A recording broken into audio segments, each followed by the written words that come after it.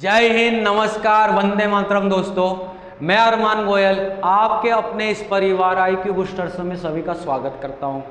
दोस्तों, आज हम पढ़ेंगे एलसीएम एचसीएफ। भाई, एलसीएम और एचसीएफ का मतलब क्या होता है दोस्तों? तो भाई, क्वेश्चनों की शुरुआत करने से पहले हम दोस्तों इसका कुछ बेसिक नॉलेज ले लेते हैं। भाई, सबसे पहले एक एग्जाम्पल लूं। अगर मैं आपसे पूछूं दोस्तों कि 8 और 12 ये दो संख्याएं हैं, इनका एलसीएम क्या होगा? भाई, एलसीएम को हिंदी में बोला जाएगा लघुत्तम समापवर्तक। ठीक है, तो मैं इसे इस तरीके से लिख लूंगा दोस्तों, लसा। ठीक है, आप समझ जाना एलसीएम की बात हो रही। अगर मैं बोलूं 8 और 12 का एलसीएम क्या होगा, तो भाई एलसीएम लिया किस तरीके से जाता है?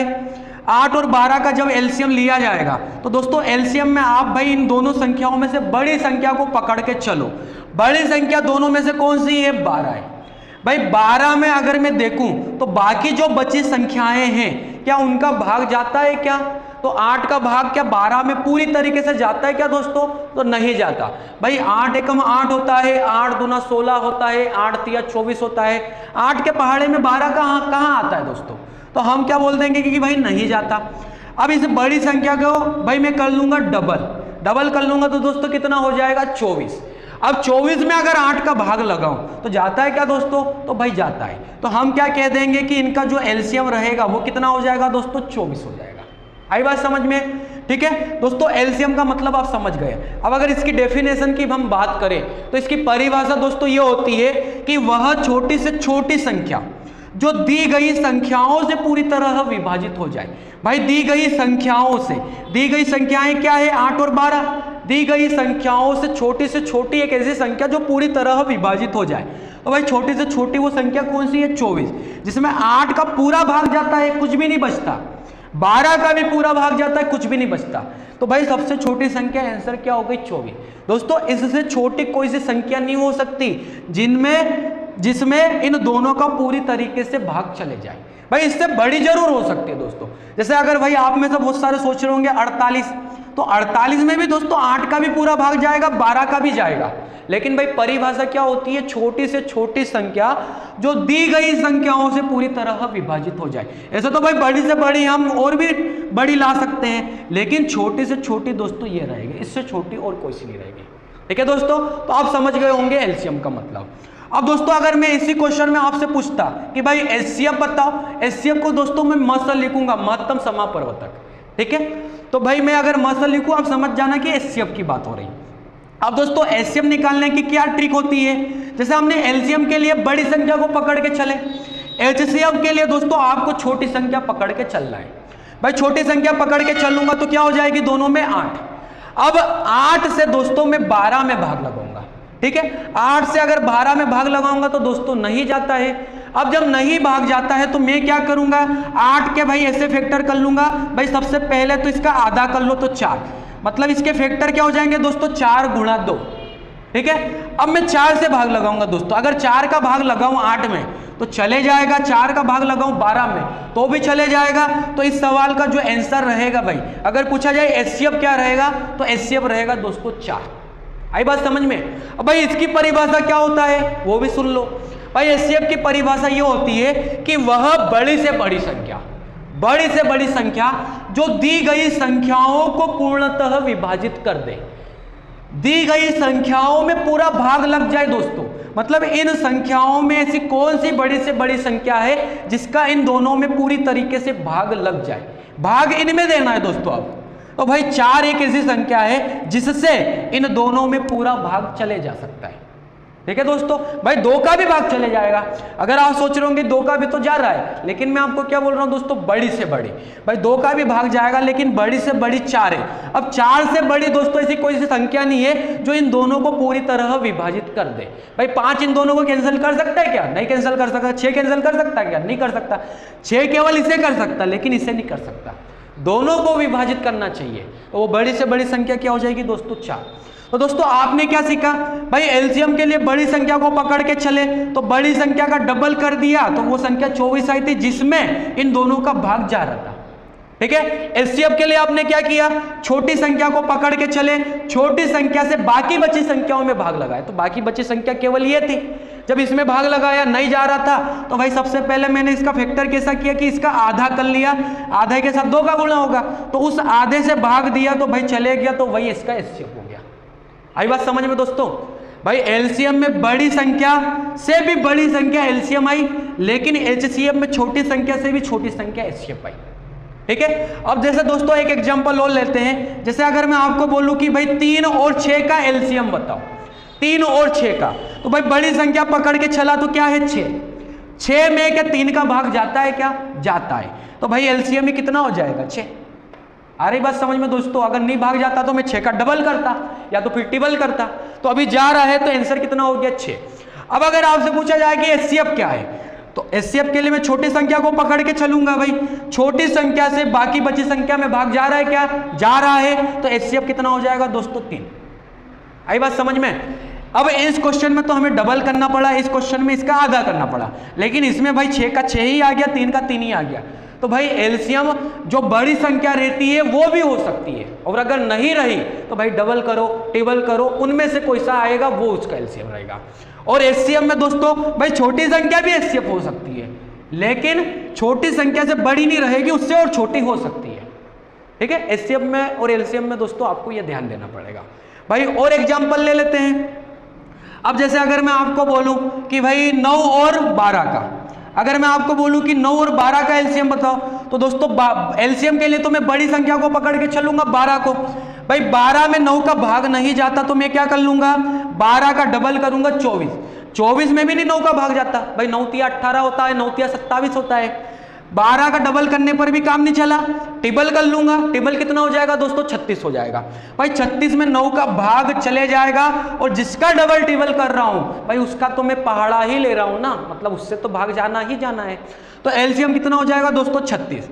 अब भाई एचसीएफ निकालूं तो दोस्तों एक तरीका तो ये था कि भाई छोटी संख्या को पकड़ के चलो, कभी कभार ये भी अपनाना पड़ेगा आपको तरीका, और कभी कभार दोस्तों आपको ये भी करना पड़ सकता है। जैसे भाई इन 2 संख्याओं का अगर एचसीएफ लेना है तो इन दोनों संख्याओं में अंतर कितने का है, 3 का। इस अंतर से इनमें भाग देके देख लो, अगर भाग जा रहा है तो ये जो अंतर हमने किया ये दोस्तों इनका एचसीएफ भी हो जाएगा। तो एचसीएफ क्या हो जाएगा 3। वैसे ही दोस्तों आप यहां पर भी कर सकते थे, अगर अंतर देखो तो दोनों के बीच में अंतर 4, 4 का भाग लगाओ तो गया, 4 का भाग लगाओ तो गया, तो एचसीएफ 4। आई बात समझ में। अब दोस्तों ये तो आप समझ गए। भाई एक तरीका और सीखो। अब अगर मैं बोलूं कि मैं 9 को किस तरीके से लिख सकता हूं, तो दोस्तों मैं क्या 9 को इस तरीके से भी लिख सकता हूं कि 3 की पावर 2, 3 की पावर 2 भी लिख सकता हूं दोस्तों।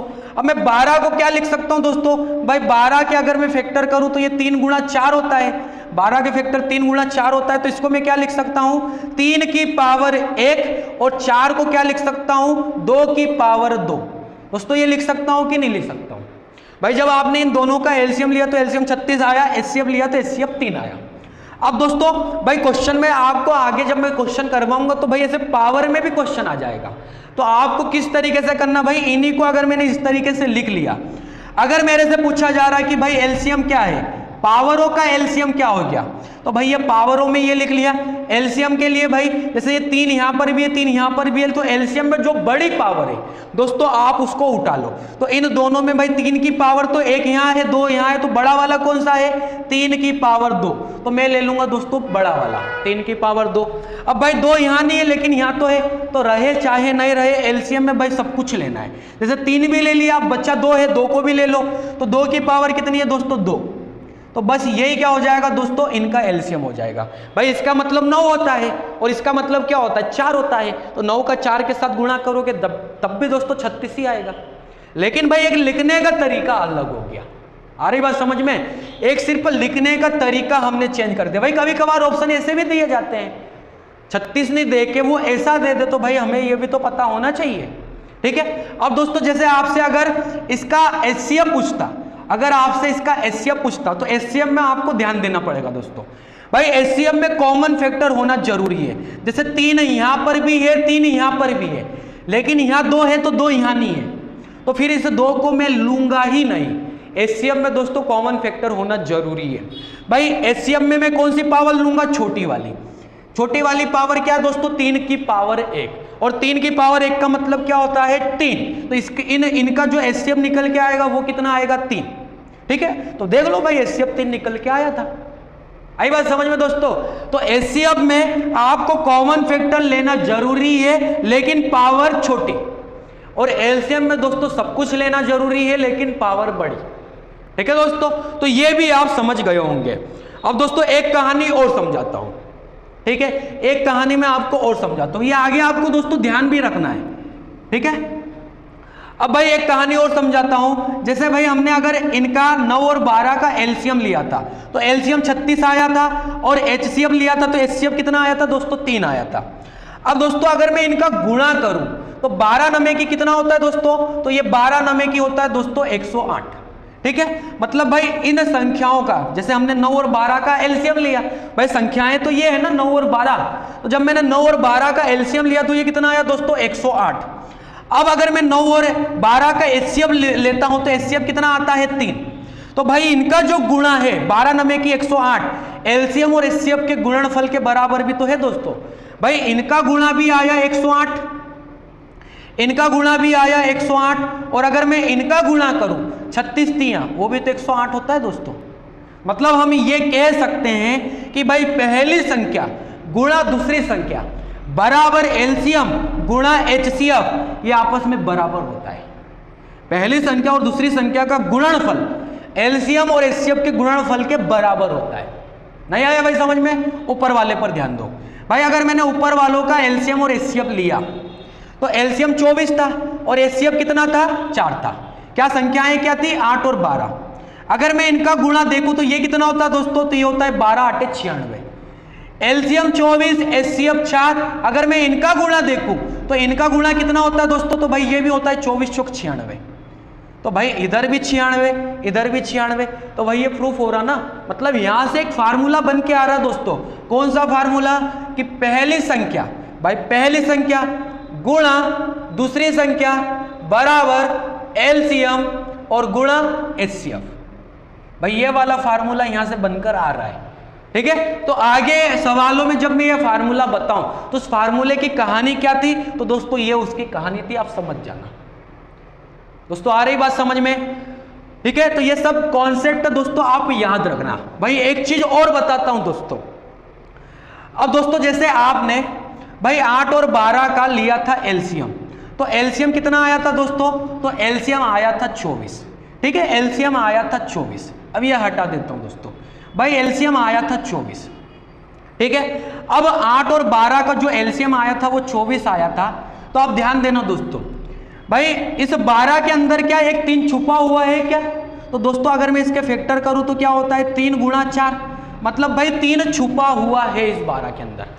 और अगर आप जिन संख्याओं के अंदर 3 छुपा हुआ है और भाई उनका अगर एलसीएम लेते हो तो अंकों का योग जो एलसीएम रहेगा वो अंकों का योग 3 से कैंसिल होगा। जैसे ये 24 आया, भाई अंकों का योग कितना है? अंकों का योग 6 है। 6 क्या 3 से कैंसिल होता है? होता है। आ रही बात दोस्तों समझ में? मतलब आप आगे जब हम क्वेश्चनों को सोल्व करेंगे ना तो वहां सोल्व नहीं करेंगे, हम डायरेक्ट दोस्तों ऑप्शन से बता देंगे कि कौन सा सही है और कौन सा गलत। स्मार्ट अप्रोच से हम दोस्तों सिर्फ ऑप्शन बता देंगे कि कौन सा सही और कौन सा गलत। और वो क्या तरीके रहेंगे दोस्तों? ये वाले।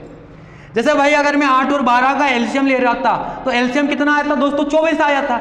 लेकिन 12 के अंदर दोस्तों मुझे एक 3 छुपा हुआ दिख रहा है, एक 3 छुपा हुआ दिख रहा है। और भाई अगर इन संख्याओं में अगर 3 भी है तो हमारा एक ऐसा एलसीएम सही रहेगा जिनके अंकों का योग 3 से कैंसिल होगा। तो भाई एलसीएम 24 था, अंकों का योग देख रहा हूं तो 6 आया। 6 3 से कैंसिल होता है दोस्तों? होता है भाई। आ रही दोस्तों बात समझ में? अब दोस्तों अगर मैं नीचे वाले क्वेश्चन को देखूं तो भाई यहां पर एलसीएम कितना था? 36। अब यहां पर भी दोस्तों मुझे 3 दिख रहा है, 3 दिख रहा है 12 के अंदर। तो भाई अंकों का योग यहां पर देखूं तो यहां पर अंकों का योग कितना है? 9। तो भाई अगर ये 3 है तो अंकों का योग 9 आया, जो भी इसका आंसर था। तो 9 3 से कैंसिल होता है दोस्तों? होता है भाई। ठीक है, लेकिन दोस्तों भाई अगर 9 आपको, जैसे यहां पर 9 और 12 दिख गया तो 3 तो है, लेकिन 3 के अलावा आपको इन संख्याओं के अंदर 9 भी दिख रहा है तो 3 से पहले आप 9 का नियम लगाना। जैसे भाई यहां ऊपर 9 नहीं था, यहां सिर्फ 3 था, लेकिन यहां 9 भी है। तो भाई सबसे पहले आप चेक कैसा करोगे? 9 से। जब 9 का गुणा भाई 9 के साथ किसी का एलसीएम लिया जा रहा है तो अंकों का जो योग आएगा वो हमेशा दोस्तों 9 ही आएगा। ठीक है, जैसे एक एग्जांपल और ले लेते हैं दोस्तों। जैसे अगर मैं आपको बोल दूं कि भाई एक संख्या ले लेते हैं 12 और एक संख्या ले लेते हैं हम दोस्तों 18। एक काम करते हैं, एक 18 ले लेते हैं और एक ले लेते हैं दोस्तों, एक ले लेते हैं हम, चलो 12 ले लेते हैं। एक संख्या 18 ले लेते हैं, एक 12 ले लेते हैं। भाई 18 और 12 का जब हम एलसीएम लेंगे तो हम क्या करेंगे दोस्तों, बड़ी संख्या को पकड़ के चलेंगे 18 में 12 का भाग नहीं जाता तो 18 का डबल क्या कर दूंगा 36। भाई 36 में भाग जाता है ना, तो इनका जो एलसीएम रहेगा वो कितना रहेगा दोस्तों 36 रहेगा। ठीक है, इन दोनों संख्याओं का एलसीएम कितना रहेगा भाई 36। भाई मुझे 3 भी मिल रहा है और 9 भी मिल रहा है। सबसे पहले मैं क्या करूंगा, 9 से चेक करूंगा। 18 के अंदर एक 9 छुपा हुआ है ना दोस्तों, तो भाई अगर इनके अंदर एक 9 है तो हमारा जो भी आंसर रहेगा उनके अंकों का योग क्या रहेगा, अंकों का योग 9 रहेगा दोस्तों, 9 है। ठीक है, तो हम डायरेक्ट ऐसा ऑप्शन चेक करेंगे दोस्तों, जहां अंकों का योग 9 दिखेगा वो आंसर हमारा सही रहेगा। ठीक है, बाकी की कहानी दोस्तों हम क्वेश्चनों के अंदर सीखेंगे। ठीक है, अब जो भी रह गया है वो हम क्वेश्चनों के अंदर सीखेंगे दोस्तों। तो भाई पहला क्वेश्चन हमसे क्या कह रहा है दोस्तों, आप पहले क्वेश्चन को आप पढ़िए। भाई पहले क्वेश्चन में हमसे कहा गया 22, 24, 48 और 16। भाई क्या क्या संख्याएं दी है, 22, 24, 48 और क्या दिया है भाई 16। इन 4 संख्याओं का दोस्तों हमसे क्या पूछा गया है, तो इन 4 संख्याओं का हमसे एलसीएम पूछा गया है। ठीक है, अब ऑप्शन क्या क्या दिया दोस्तों, तो पहला ऑप्शन है 48, दूसरा ऑप्शन क्या दिया है 528, तीसरा ऑप्शन क्या दिया है 64 और चौथा ऑप्शन क्या दिया है 176। ठीक है, भाई ये संख्याओं का हमें एलसीएम लाना है। अब दोस्तों जैसे मैंने आपको बताया कि भाई बड़ी संख्या को पकड़ के चलना है। अब यहाँ आप जब अपने बड़ी संख्या को पकड़ के चले तो अब यहाँ पर आप डबल टिबल 4 गुना ऐसा कर पाओगे दोस्तों, तो भाई ऐसा नहीं कर पाओगे। और ये सब क्वेश्चन अभी फिलहाल एग्जाम में पूछा भी गया दोस्तों। तो भाई जब छोटी छोटी संख्याएं रहे तब हम वो तरीका लगा सकते हैं। ठीक है, लेकिन अब यहाँ तो भाई बड़ी बड़ी संख्या है, तो कम समय में दोस्तों आप इस क्वेश्चन को किस तरीके से सोल्व करोगे देखिए। भाई सबसे पहले मैंने इन संख्याओं में 9 ढूंढा। भाई इनका एलसीएम लेना है, मतलब भाई सबसे पहले मैं क्या करूंगा कि 9 ढूंढूंगा।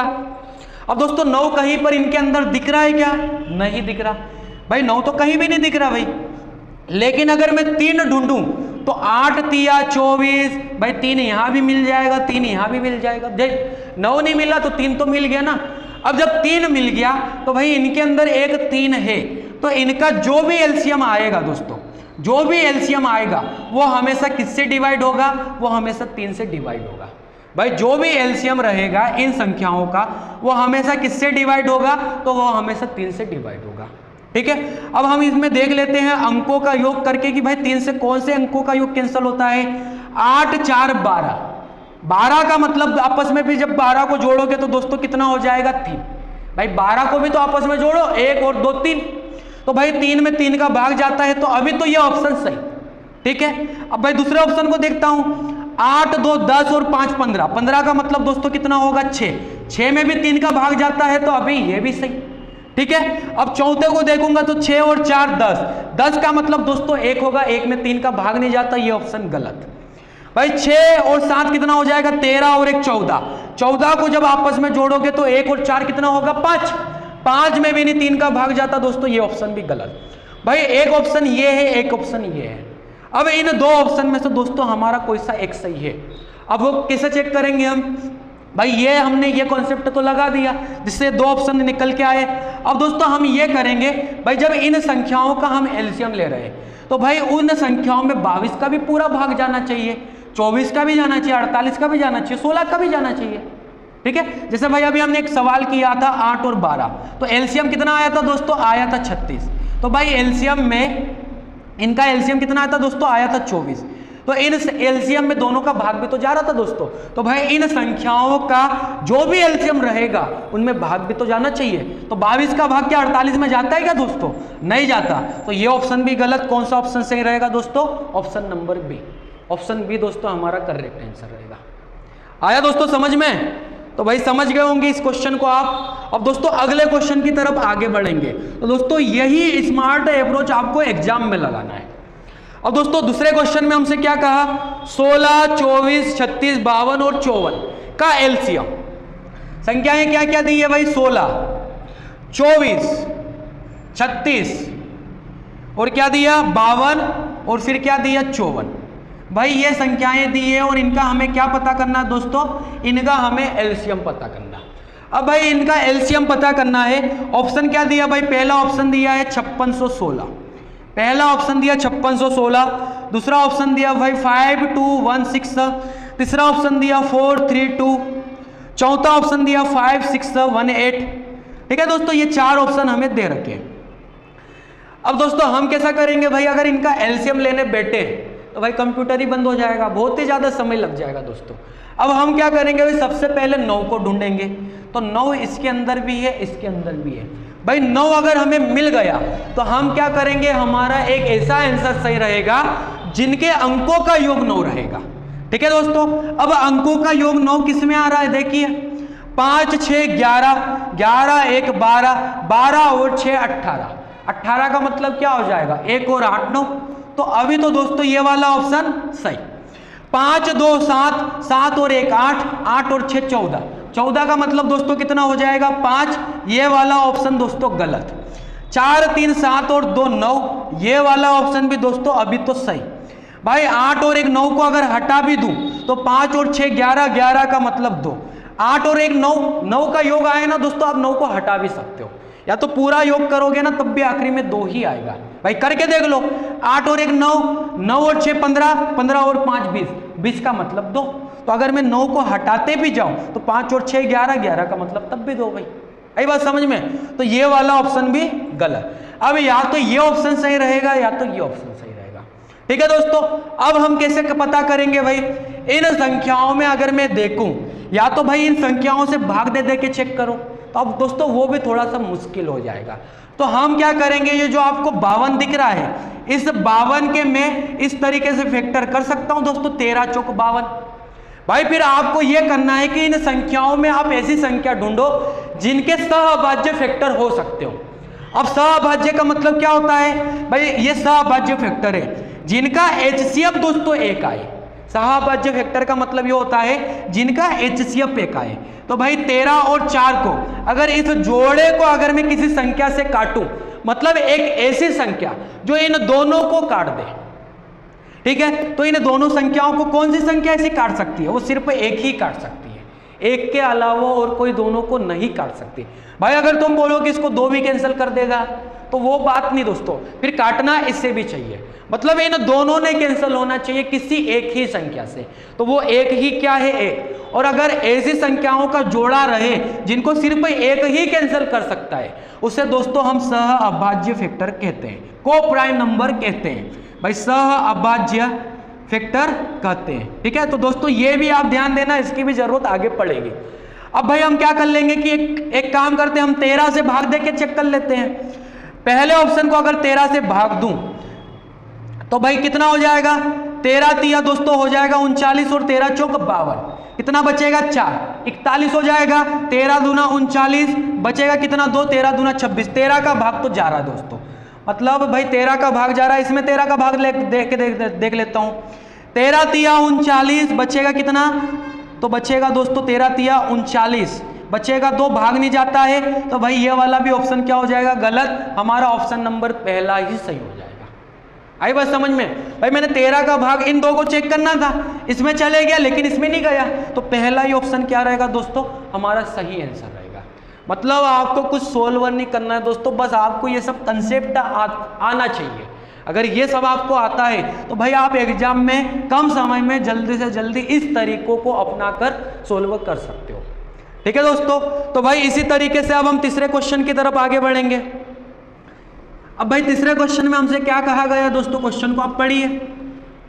भाई तीसरे क्वेश्चन में हमसे कहा गया है 2349, 2835 और 3078 का महत्तम समापवर्तक ज्ञात करें। क्या क्या संख्याएं दी है दोस्तों, 2349, ठीक है, फिर क्या संख्या दी है 2835, 2835, फिर तीसरी संख्या क्या दी है 3078। ठीक है दोस्तों, ये तीन संख्याओं का हमें क्या निकालना है, हमें निकालना है दोस्तों HCF, महत्तम समापवर्तक, मतलब हमें HCF निकालना है। अब देखो दोस्तों भाई HCF के लिए अलग तरीका रहेगा, LCM के लिए अभी हमने जो किया था वो तरीका रहेगा। अब HCF के लिए क्या तरीका रहेगा, जैसे दोस्तों यहाँ पर आपको तीन संख्याएं दे दी, भाई इन तीन संख्याओं में से आप ऐसी संख्याएं देखो जिनका अंतर कम हो, दो संख्याएं ऐसी देखो जिनका अंतर कम रहे। तो भाई अगर मैं इनका अंतर देखूं तो लगभग 500 के करीब का अंतर है, लेकिन अगर इनका अंतर देखूं तो भाई ये लगभग 150-200 के करीब का अंतर है। ठीक है, तो सबसे कम अंतर किस में है, इन दो में। ठीक है भाई, इन दो का ले लो आप अंतर, बड़ी संख्या में से छोटी को माइनस करो, 8 में से 5 जाएगा तो कितना आएगा 3, 7 में से 3 जाएगा तो कितना आएगा 4, 30 में से 28 जाएगा तो कितना आएगा 2, तो भाई ये 243 आया। अब या तो 243 से इन संख्याओं में भाग लगा के देख लो। ठीक है, जैसे मैंने आपको एग्जाम्पल में समझाया था। तो भाई ये भाग लगाना इतना आसान काम नहीं है। ठीक है, तो भाई ये HCF कैसे चेक होगा, अब आप इसमें ये देख लो कि ऑप्शन में आपको कौन कौन सी वैल्यू दी है। भाई ऑप्शन में अगर मैं देखूं तो पहला ऑप्शन क्या दिया 81, दूसरा क्या दिया 9, तीसरा क्या दिया 27 और चौथा क्या दिया 3। तो भाई ये तो HCF हो ही नहीं सकता क्योंकि ऑप्शन में भी नहीं दिया, तो भाग देके भी क्या मतलब। अब दोस्तों आपको क्या करना है, इस 243 में इनमें से कौन से बड़े ऑप्शन से भाग जाता है। जब भी HCF का सवाल आए ना तो भाई ये जो अंतर आया, इस अंतर में इन चारों ऑप्शन में से किस बड़ी संख्या का भाग जाता है। सबसे पहले मैं किससे ट्राई करूंगा, 81 से। भाई 81 से अगर भाग दूं, 80 कितना होता है 3 बार 240 और 1 तिया 3, भाई पूरा भाग जाता है 81 का, तो हम क्या बोल देंगे कि इसका आंसर क्या हो जाएगा 81। अगर नहीं भाग जाता तो फिर 27 को चेक करता, नहीं जाता तो 9 से चेक करता, नहीं जाता तो 3 से करता, लेकिन भाई ये सबसे चले जाएगा, लेकिन हमें वो ऑप्शन लगाना है जो बड़ा वाला है। ठीक है दोस्तों, तो हम क्या बोल देंगे कि ऑप्शन नंबर ए हमारा करेक्ट आंसर रहेगा। ठीक है दोस्तों, तो आपको समझ में आ रहा होगा। अब भाई अगले क्वेश्चन की तरफ आगे बढ़ेंगे। अब अगले क्वेश्चन में हमसे क्या कहा गया दोस्तों, भाई पावरों में सवाल दिया हुआ है, पावरों में हमें क्वेश्चन को दे रखा है और मैंने आपको एग्जाम्पल में बता दिया था भाई पावरों में क्या करना है। हमसे इसमें पूछा गया कि भाई लघुत्तम समापवर्तक क्या है, LCM ज्ञात कीजिए। और दोस्तों मैंने आपको क्या बताया था कि भाई पावरों का जब भी क्वेश्चन रहे तो LCM के लिए आप क्या करोगे, LCM के लिए आप भाई सब कुछ लोगे लेकिन पावर बड़ी बड़ी बताया था दोस्तों। भाई जिन्होंने नहीं शुरू से वीडियो देखा हो वो शुरू से वीडियो देखी है, भाई आपको शुरुआत में ये चीजें बताई गई है। तो भाई पावर है तो सब बड़ी बड़ी लूंगा लेकिन लूंगा सब कुछ। तो दो दोस्तों दोनों में दिख रहा है, दोनों फैक्टरों में दिख रहा है। 2 बड़ा वाला कौन सा है, तो 2 बड़ा वाला है भाई 2 की पावर 4 वाला। ठीक है, एक तरफ 2 की पावर 2 लिखा हुआ है, लेकिन मैं बड़ा वाला बड़ी पावर वाला लूंगा 2 की पावर 4। अब उसके बाद भाई क्या दे रखा है 3 बड़ा वाला कौन सा दोस्तों, तो 3 की पावर 6। ठीक है, एक तो 4 है और एक 6 है, तो मैं बड़ा वाला लूंगा कौन सा, 3 की पावर 6। ठीक है, उसके बाद भाई 5 बड़े वाला कौन सा है, तो भाई 5 की पावर 5। अब दोस्तों 7 भी दिख रहा है, भाई 7 पहले वाले में नहीं दिख रहा, तो भाई जरूरी नहीं है कि सभी तरफ दिखे, दोनों तरफ दिखे, भाई जरूरी नहीं है ना। तो भाई 7 भी दिख रहा, 7 भी ले लो, 7 की पावर 2। अब ये ऑप्शन जहां भी दिख रहा है दोस्तों वो वाला ऑप्शन हमारा सही आंसर रहेगा। कहां दिख रहा है दोस्तों, 2 की पावर 4, 3 की पावर 6, ये दोस्तों हमें डी वाले ऑप्शन में दिख रहा है, तो हमारा आंसर क्या होगा, डी वाला ऑप्शन सही। ठीक है दोस्तों, आप समझ गए होंगे। अब दोस्तों अगर इसी क्वेश्चन में आपसे HCF पूछा जाता तो भाई HCF में क्या आंसर होता वो भी सीख लो आप। भाई अगर HCF पूछा जाता तो HCF में दोस्तों कॉमन फैक्टर होना जरूरी है, लेकिन पावर है छोटी। जैसे भाई कॉमन का मतलब क्या कि भाई 2, 3, 5 तो सभी में है, लेकिन भाई दूसरे वाले फैक्टर में 7 पहले वाले में नहीं है, तो 7 को मैं नहीं लूंगा। HCF में दोस्तों ये काम करना है आपको। ठीक है, तो भाई मैं 2 की पावर छोटी वाली कौन सी लूंगा, 2 की पावर 2। 3 की पावर छोटी वाली कौन सी लूंगा, 3 की पावर 4। 5 भाई कॉमन 5 भी तो है, तो 5 की पावर छोटी वाला कौन सा लूंगा, 5 की पावर 3। लेकिन 7 को नहीं लूंगा दोस्तों, 7 होना कॉमन जरूरी है। अगर इधर भी 7 होता तो 7 को लेता छोटी पावर वाला। तो अगर इस क्वेश्चन में आपसे अगर HCF पूछा जाता तो ये आंसर होता, लेकिन अभी ये नहीं पूछा गया, आपसे ये पूछा गया, तो दोस्तों हमारा आंसर ये रहेगा ऊपर वाला। ठीक है दोस्तों, तो आपको समझ में आ रहा होगा दोस्तों। अब भाई इसी तरीके से अगले क्वेश्चन की तरफ आगे बढ़ेंगे। अब दोस्तों अगले क्वेश्चन में हमसे क्या कहा है दोस्तों, क्वेश्चन को आप पढ़िए। 2/3, 4/9, 8/15, 10/21। भाई 2/3, 4/9, 8/15 और क्या दिया दोस्तों भाई 10, 21। देखो दोस्तों भाई अब ये वाली वैल्यू आपको भिन्न वाली वैल्यू दे दी और हमसे लास्ट में पूछा क्या है कि इनका HCF बताओ, HCF बताओ। अब जब इन भिन्न वाली संख्याओं का हमसे HCF पूछा तो दोस्तों आप ध्यान देना भाई, अगर HCF पूछा तो ऊपर वालों संख्याओं का आप लोगे HCF और नीचे वाली संख्याओं का लोगे आप LCM। अगर कल जाके यहाँ LCM पूछता तो LCM ऊपर वालों का लेते और HCF नीचे वालों का। मतलब सीधी सी बात है, यहाँ जो पूछा जा रहा है वो काम आपको ऊपर वाले के साथ करना है और कुछ नहीं दोस्तों। अब भाई अगर मैं HCF पूछा तो ऊपर का HCF लूंगा। अब HCF निकालने का तरीका क्या होता है दोस्तों कि भाई ये 2 है, 4 है, 8 है, 10 है, ठीक है। ऊपर की संख्याओं को देखो तो भाई 2 संख्याएं ऐसी देख लो जिनका अंतर कम से कम रहे, तो यही देख लेता हूं ना, अंतर कितना है 2 का। यहाँ अंतर देखो तो 4 का है, यहाँ अंतर देखो तो 2 का है, तो सबसे कम अंतर क्या हो सकता है, सिर्फ 2 हो सकता है। अब इस अंतर से इनमें भाग दे के देख लेता हूं, तो 2 से इसमें भी भाग जा रहा है, इसमें भी जा रहा है, इसमें भी जा रहा है, इसमें भी जा रहा है, तो HCF कितना हो जाएगा 2। भाई HCF तो 2 हो जाएगा, ठीक है। अब अगर मैं नीचे वालों का LCM लूं तो भाई मुझे एक 9 दिख रहा है। अगर नीचे 9 दिख रहा है तो इनका जो भी LCM रहेगा उनके अंकों का योग क्या रहेगा दोस्तों, तो अंकों का योग 9 रहेगा। भाई नीचे वाली वैल्यू में अंकों का योग 9 कहाँ दिख रहा है, तो दोस्तों बी वाले ऑप्शन में भी दिख रहा है 3 और 1 4 और 5 9, और डी वाले ऑप्शन में भी दिख रहा है 315 का मतलब 9, लेकिन ऊपर 2 का भी होना जरूरी है, तो हम क्या बोल देंगे कि 2/315 इस क्वेश्चन का दोस्तों आंसर रहेगा। ठीक है दोस्तों, आ रही है आपको बात समझ में। भाई HCF 2 आया, नीचे वाले का अंकों का योग 9 आएगा। 9 कहाँ दिख रहा, डी वाले ऑप्शन में, बी वाले में भी दिख रहा, लेकिन ऊपर 2 भी तो होना जरूरी है। तो ऐसा कौन सा ऑप्शन है, option number D, option D हमारा करेक्ट आंसर रहेगा दोस्तों। अब दोस्तों इसी तरीके से अगले क्वेश्चन की तरफ बढ़ेंगे भाई, तो दोस्तों आपको यह भी ध्यान देना है। अब अगले क्वेश्चन में क्या कहा, 1.75 भाई 1.75, फिर क्या दिया 5.6, फिर क्या दिया 7। इनका हमें LCM भी बताना है और इनका हमें HCF भी बताना है। भाई ये दोनों की दोनों वैल्यू हमें बतानी है।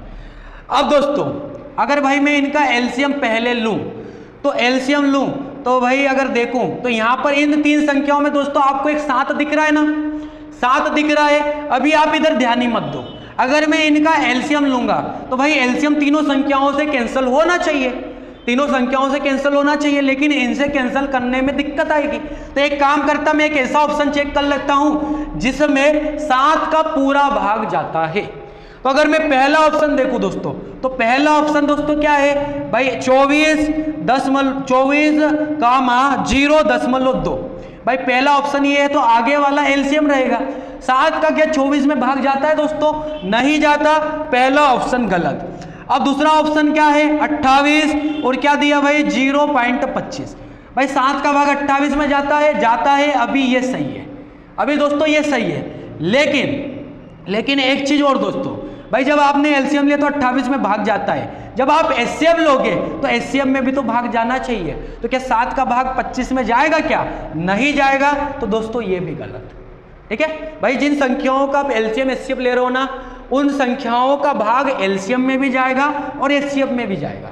वो संख्याएं आपस में विभाजित एक दूसरे के पहाड़े में आना चाहिए दोस्तों। कुल मिलाकर बात ये है भाई, एक दूसरे के मल्टीपल होना चाहिए। तो ये 25 के 7 का मल्टीपल है क्या, नहीं दोस्तों, तो ये भी गलत। अब तीसरा ऑप्शन क्या था दोस्तों 28 और 0 कितना दिया 35। भाई 7 का LCM ये मल्टीपल है भाई, ये भी 7 का मल्टीपल है, तो ये वाला ऑप्शन क्या हो जाएगा दोस्तों सही। अगर मैं चौथे ऑप्शन को देखूं तो भाई आगे 24 लिखा और बाद में क्या लिखा 0.35। तो भाई 24 और 7 का मल्टीपल नहीं है, तो ये भी गलत। तो इस तरीके से हमारा ऑप्शन कौन सा रहेगा दोस्तों? ऑप्शन नंबर सी सही। ठीक है दोस्तों, आया आपको समझ में? भाई आ गया होगा समझ में। अब दोस्तों अगर आप इस तरीके से नहीं करो तो भाई एक तरीका मैं आपको और बता देता हूं। ठीक है, ये तो भाई स्मार्ट अप्रोच था भाई। एग्जाम में अगर आप इस तरीके से करो तो फायदे में रहोगे। अब दोस्तों एक दूसरा तरीका क्या हो सकता है भाई, इनके बटे में मैं अगर यहाँ से पॉइंट हटाऊं तो यहाँ 100 लिख सकता हूं ना दोस्तों। मतलब इसको मैं कुल मिला के ये भी लिख सकता हूं दोस्तों कि 1 + 75/100। भाई इस तरीके से लिख लो। ठीक है, यहाँ से पॉइंट हटाओगे तो इसको आप इस तरीके से भी लिख सकते हो। और इसका मतलब क्या रहेगा? 25 से 3 बार और 25 से 4 बार। तो 4 एकम 4 और 4 और 3 7, 7/4। यह तो हो जाएगा 7/4। भाई 5.6 को आप क्या लिखोगे? 5 + 6। भाई पॉइंट के बाद एक वैल्यू है तो नीचे 10, ये आधा 3 हो जाएगा, ये आधा हो जाएगा भाई 5। 55 25 और 3 कितना हो जाएगा? 28। तो यहाँ से एक भिन्न में वैल्यू क्या निकल के आएगी? 28/5। और ये तो दोस्तों 7 है तो ये तो पूरा का पूरा 7/1। किसी भी संख्या के नीचे 1 तो रख ही सकते हो। भाई हमसे अगर एलसीएम पूछा, सबसे पहले अगर मैं एलसीएम निकालूंगा तो ऊपर वालों का एलसीएम। अब एलसीएम ऊपर वालों का निकालूंगा तो बड़ी संख्या को पकड़ के चलूंगा ऊपर वालों में से। बड़ी संख्या क्या है? 28। तो एलसीएम कितना हो जाएगा दोस्तों? 28। अब जब मैं इनका एचसीएफ निकालूंगा, देखो एलसीएम तो 28 हो गया था। अब अगर इनका एचसीएफ निकालूंगा तो भाई एचसीएफ क्या हो जाएगा? जैसे एलसीएम तो 28 आया था, नीचे वालों का एचसीएफ भी निकालना पड़ेगा। तो एचसीएफ कितना आ जाएगा? 1। मतलब ये तो हो जाएगा भाई एलसीएम। ठीक है भाई, ऊपर वालों का एलसीएम लूंगा ना, नीचे वालों का एचसीएफ लूंगा, तो 28/1। अब अगर महत्तम निकालूंगा दोस्तों तो ऊपर वालों का महत्तम निकालूंगा और नीचे वालों का क्या निकालूंगा? लघुत्तम निकालूंगा। ऊपर वालों का महत्तम निकालूंगा तो दोस्तों ये कितना आएगा? 7। भाई छोटी संख्या को पकड़ के चलूंगा, छोटी संख्या तीनों में क्या है? 7। अब नीचे वालों का एलसीएम लूंगा तो 4 और 5 और 1 का एलसीएम कितना हो जाएगा दोस्तों? बड़ी संख्या को पकड़ के चलूंगा। बड़ी संख्या में इन बाकी संख्याओं का भाग नहीं जा रहा भाई, इसका चले जाएगा, इसका नहीं जाएगा। 5 का डबल कर लूंगा 10, नहीं जाएगा। टिबल कर लूंगा 15, नहीं जाएगा। 4 गुना करूं तो 20, 20 में 4 का भाग जाता है दोस्तों। तो भाई एलसीएम कितना हो जाएगा? 20। अब ये 7/20 आया दोस्तों। नीचे आप इसको 100 बना लो। नीचे 100 कैसा बनेगा? 5 का गुणा करके। 5 का गुणा करोगे तो 5 का गुणा ऊपर भी करना पड़ेगा, तो ये हो जाएगा दोस्तों 35/100। अब मैंने 5 का गुणा क्यों किया दोस्तों? क्योंकि सवाल को आसान बनाया जा सके। भाई ये नीचे 100 आ गया। जब इस 100 को अगर मुझे हटाना हो तो 100 को हटाऊंगा तो इसको मैं क्या लिख सकता हूं दोस्तों?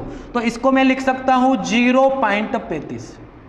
आया समझ में? तो एलसीएम 28 और एचसीएफ कितना आ जाएगा? 35। तो भाई एक तरीका ये भी था, आप ऐसा भी कर सकते हो दोस्तों। ये तो इससे बेस्ट तरीका तो वो था दोस्तों। ठीक है, तो दोस्तों आपको समझ में आ गया होगा। अब भाई अगले क्वेश्चन की तरफ आगे बढ़ेंगे। अब अगले क्वेश्चन में हमसे क्या कहा दोस्तों? आप क्वेश्चन को पढ़िए। भाई क्वेश्चन में कहा गया 15 और 25 के लघुत्तम समापवर्त्य और महत्तम समापवर्तक का गुणनफल ज्ञात कीजिए। देखो दोस्तों, भाई मैंने एक एग्जांपल आपको बताया था कि 9 और 12, इनका एलसीएम कितना आ रहा था दोस्तों? इनका एलसीएम आया था 36। इनका एचसीएफ कितना आया था दोस्तों? इनका एचसीएफ आया था 3। ठीक है, इनका एचसीएफ आया था 3। तो भाई अगर मैं इनका गुणा कर रहा था तो ये कितना हो रहा था? 12 9 की 108। और यहाँ कितना आ रहा था दोस्तों? तो यहाँ भी आ रहा था 36 3 108। तो हम क्या ये कह सकते हैं कि भाई संख्याओं का जो गुणनफल रहेगा वो उनके एलसीएम और एचसीएफ के गुणनफल के बराबर रहेगा? भाई रहेगा, मैंने आपको बताया था दोस्तों ये कहानी। तो यहाँ अगर 15 और 25 का आपसे पूछा गया कि एलसीएम और एचसीएफ का गुणनफल बताओ, तो भाई संख्याओं का जो गुणनफल रहता है वही तो एलसीएम और एचसीएफ का भी गुणनफल होता है। यहाँ इस क्वेश्चन में हमसे एलसीएम और एचसीएफ का गुणनफल पूछा है, तो संख्याओं का गुणा ही तो एलसीएम एचसीएफ का गुणनफल भी होता है। तो बस आप इन्हीं का गुणा कर लो। तो 15 पंजे कितना होता है? 75। 75 का 5 हाथ का आया 7। 15 दूना 30 और 7 कितना हो जाएगा? 37। तो ये कितना हो जाएगा दोस्तों? 375। 375 हमें कहाँ दिख रहा है? 375 दोस्तों हमें ऑप्शन नंबर ए में दिख रहा है। ऑप्शन ए हमारा सही आंसर। ठीक है दोस्तों, तो आपको कुछ नहीं करना था भाई, यहाँ आप इनका एलसीएम और एचसीएफ लेके गुणा मत करना, आप डायरेक्ट करोगे, आपको डायरेक्ट भी आंसर मिल जाएगा आपको। भाई हम ये सब कंसेप्ट क्यों सीखे? ठीक है। नहीं तो भाई आप में से बहुत सारे बच्चे ऐसे भी होते होंगे जो पहले एलसीएम लेंगे, फिर एचसीएफ लेंगे, फिर गुणा करेंगे, तो भाई तब भी वही आंसर आएगा। इसलिए तो मैंने आपको ये सब कंसेप्ट बताया इनके। अब भाई अगला क्वेश्चन क्या है, 4, 6 और 1 का लघुत्तम समापरिवर्त्य नहीं हो सकता है। 4 और 6 का लघुत्तम समापरिवर्तक नहीं हो सकता। 4, 6 और 1 भाई इन 3 संख्याओं का लघुत्तम समापरिवर्तक नहीं हो सकता। ऑप्शन क्या दिया, 24, 18, 36 और क्या दिया, 60। अब दोस्तों मैंने आपको क्या कंसेप्ट सिखाया है, 100 को अभी आप छोड़ दो भाई, अगर मैं 4 और 6 का ही एलसीएम लूं तो जो भी एलसीएम रहेगा वो इन दोनों संख्याओं से पूरी तरह विभाजित होगा। सही है ना दोस्तों। भाई अगर मैं इनका एलसीएम ले रहा हूं तो इन संख्याओं से उस संख्या में पूरा भाग जाएगा भाई, पूरा भाग। तो 4 का भाग इसमें जाता है, इसमें जाता है, नहीं जाता, तो भाई ये क्या एलसीएम हो सकता है, ये नहीं हो सकता। और हमसे नहीं हो सकता ही पूछा, तो ये वाला आंसर क्या रहेगा कि ये नहीं हो सकता। भाई 36 में भी जाएगा, 60 में भी जाएगा, इसका तो जा ही रहा है, इसका भी जाएगा 24 में, 36 में भी जाएगा, 60 में भी जाएगा, 18 में भी जाएगा, लेकिन 4 का नहीं जाएगा ना। भाई इनका एलसीएम ले रहे हो तो इन सभी का जाना चाहिए, तो 6 का जरूर जा रहा है, लेकिन 4 का कहाँ जा रहा है। तो भाई कौन सा नहीं हो सकता, ये 18 वाला ऑप्शन नहीं हो सकता। तो भाई हम बोल देंगे कि ऑप्शन नंबर बी हमारा करेक्ट आंसर रहेगा। ठीक है दोस्तों, तो भाई ये इसका पहला पार्ट दोस्तों कंप्लीट हो गया। अब दोस्तों इसी तरह से मैं आपके लिए इसका सेकंड पार्ट भी लेके आऊंगा। ठीक है दोस्तों, तो भाई इसी के साथ दोस्तों अब हम कल मिलते हैं। जय हिंद, वंदे मातरम दोस्तों।